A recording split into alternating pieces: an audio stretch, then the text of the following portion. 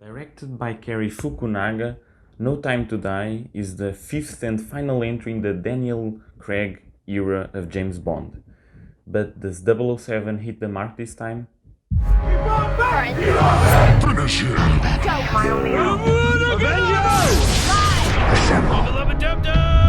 Greetings, internet movie folks. So, welcome to Flick Screen Reviews, and today I'm going to talk to you about No Time to Die.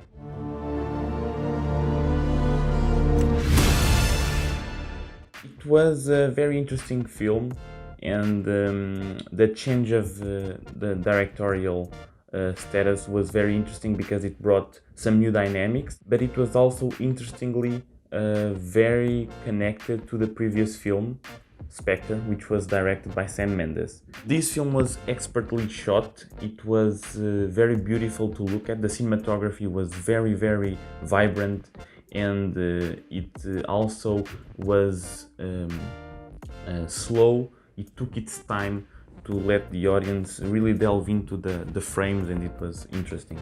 Cary Fukunaga, as I said, was the director, and I'm also watching at the moment True Detective, so I may be Fukunaga-centric while talking about this film. And one of the things that stood out the most for me was the soundtrack. It was scored by Hans Zimmer, and Hans was brought in very late to the game because the previous soundtrack composer was fired due to creative differences, which is the infamous decision to let go of workers in Hollywood. But I was excited because Hans is very creative in the use of the sounds, and he pulls all the punches here to make the movie sound great, and the soundtrack manages to elevate every scene. Billie Eilish sings the main song, the theme song of No Time to Die, and I watched it in IMAX, which means that if you don't see it in IMAX, you probably haven't heard the song to its maximum capacity and quality. As per usual with these types of songs, it does get better with time, with repetition, with multiple viewings and listenings, and with the context that the narrative conveys. The song is cool.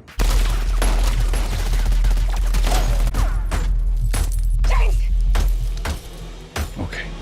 In terms of action, everything is vibrant and very interesting in terms of what happens to the Bond character. We are saying goodbye to Daniel Craig as 007, so they obviously put in the effort to make a concise and strong finish for him. The first 20 minutes are very cool. I like it a lot. It's probably, curiously, it's probably the best part of the film action-wise, and it's one of those moments that lends to the classic James Bond in terms of gadgets and all those tricks that a car may have and all that. And it's one of those times that we see Daniel Craig using a lot of the gadgets at his disposal, because this Daniel Craig James Bond was very grounded in our reality, as in you would not see him a lot of the times winning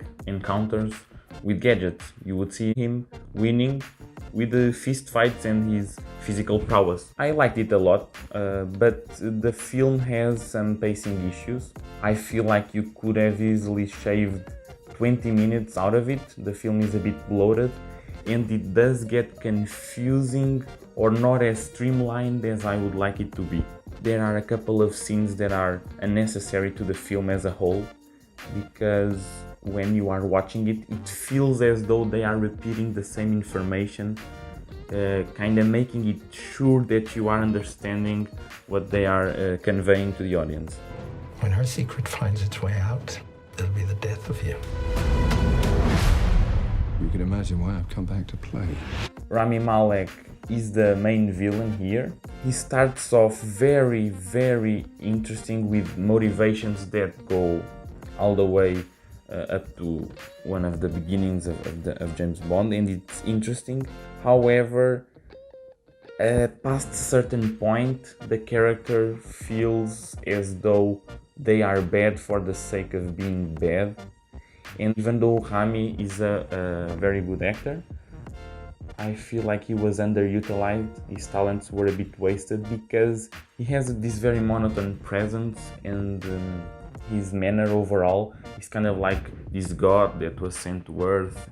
He has these godlike manners to him, and it does not connect fully with the audience, and we do not understand why up until the very end he is being the way he is. However, interestingly, even though the villain is one of the weakest of the Daniel Craig era, the consequences of him winning and the weapon that he is developing and using is one of the coolest, and I feel like it was and still is an interesting concept to explore here in our reality, and I feel like it could be achievable, that type of weapon, within our lifetime.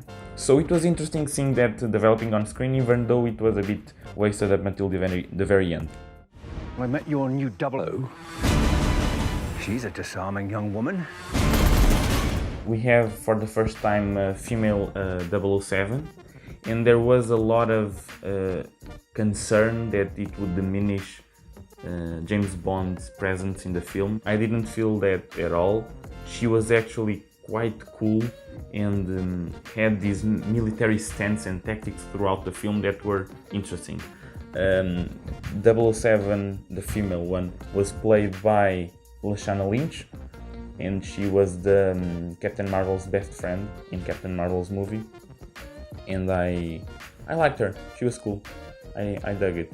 But the marketing didn't do this film justice in terms of that department. They were pushing that as almost she was replacing him, and that's not the case at all. Ana de Armas was there as well. She was cool, a bit underutilized as well, but when she was on screen it was delightful and it was awesome. Jeffrey Wright was there as well. He is a returning character here. He plays Felix Leiter. He has appeared in Casino Royale and Quantum of Solace. It was nice seeing him there, even though it was not that big of a deal. You ever flown one of these things before? Nope.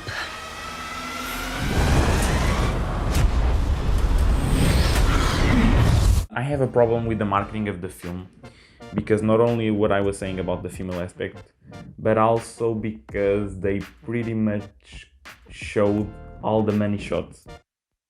Every super cool frame, every nice gag, every little thing. If you saw the trailers, you probably saw 80% of the coolest parts of the film.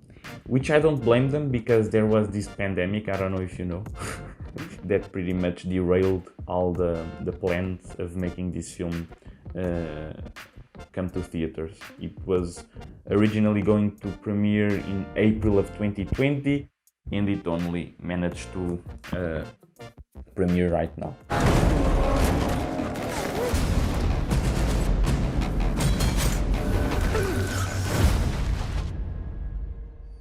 The past isn't dead. Is it the best movie ever? No. Is it the worst movie ever? No. It's better than Spectre, and it's a very solid film. Great acting.